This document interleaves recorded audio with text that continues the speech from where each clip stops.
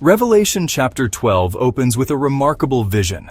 A woman appears clothed with the sun, the moon beneath her feet, and on her head a crown of 12 stars.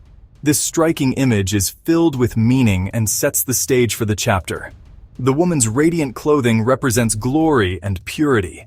The sun symbolizes her being surrounded by light and favor, while the moon under her feet shows her authority over change and time.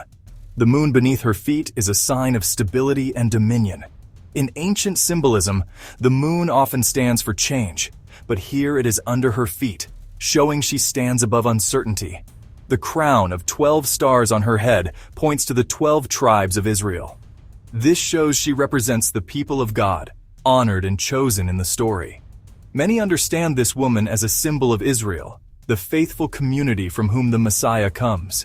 Others see her as representing the church or even Mary, the mother of Jesus. All agree she stands for God's people, radiant and protected.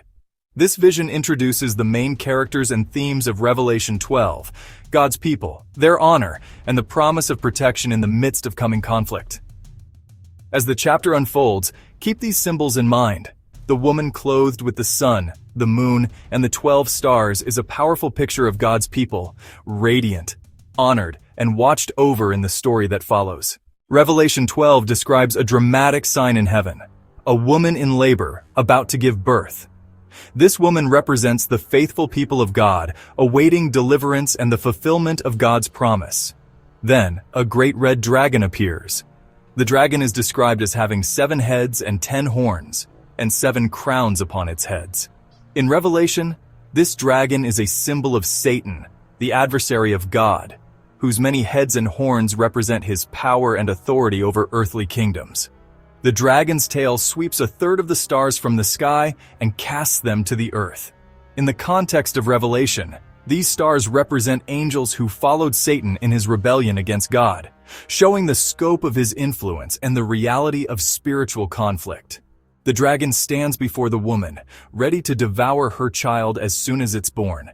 This child is destined to rule all nations, pointing to Christ. The dragon's hostility reveals the ongoing struggle between God's plan and the forces of evil. The woman flees into the wilderness, a place prepared by God for her protection. This wilderness represents a time of trial, but also God's care for his people in the midst of danger. The child is caught up to God and his throne, signifying Christ's victory and the assurance that God's purposes will prevail, even in the face of fierce opposition. In Revelation 12, a great war breaks out in heaven. Michael and his angels fight against the dragon, who is also called Satan, and his angels. This cosmic conflict is a direct confrontation between the forces of good and evil. Michael and his angels prevail. The dragon and his followers are defeated and cast out of heaven. This moment marks the victory of God's side and the removal of evil from the heavenly realm. The dragon, now identified as the ancient serpent or Satan, is thrown down to the earth. This event explains the presence of evil and opposition in the world, as the dragon continues his struggle against God's people on earth. This heavenly battle and its outcome are central to Revelation 12. They show that though evil is powerful, it is ultimately defeated by God's authority. The story encourages readers to trust in divine victory, even when facing trials. As you reflect on this vision, consider how the defeat of the dragon in heaven shapes the rest of the story. Revelation 12 reminds us that the struggle between good and evil is real, but the ultimate victory belongs to God and his people. After the dragon is cast down to earth, he relentlessly pursues the woman who gave birth to the male child. In Revelation 12, this woman symbolizes the faithful community, now facing new danger from the adversary. The woman is given the wings of a great eagle, allowing her to escape into the wilderness, a place prepared by God for her protection. This imagery shows divine intervention and care in the midst of threat. The wilderness is not just a place of exile, but a symbol of refuge and transformation. For a time, times, and half a time, the woman is kept safe, echoing periods of trial and endurance found throughout Scripture. This symbolic period represents a limited time of trial or hardship, often used in biblical prophecy. Despite the dragon's efforts, the earth helps the woman, swallowing the flood sent to destroy her. This dramatic rescue highlights the theme of divine protection, assuring readers that, even in the midst of conflict, God's care prevails.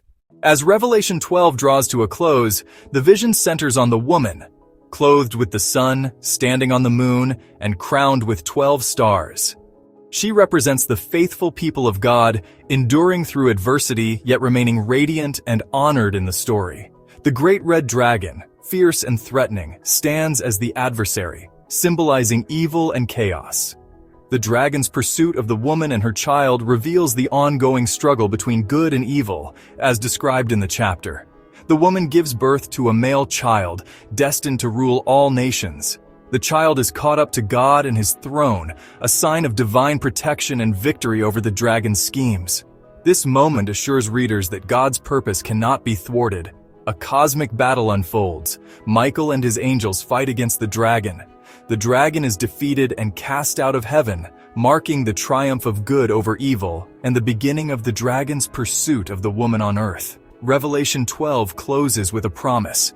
Despite fierce opposition, God's people are cared for, and the forces of evil will not prevail. The vision assures hope and ultimate victory for the faithful. No matter the challenge, remember, you are never alone. Hope and strength are always within reach. Seek God and trust that He has and will prevail.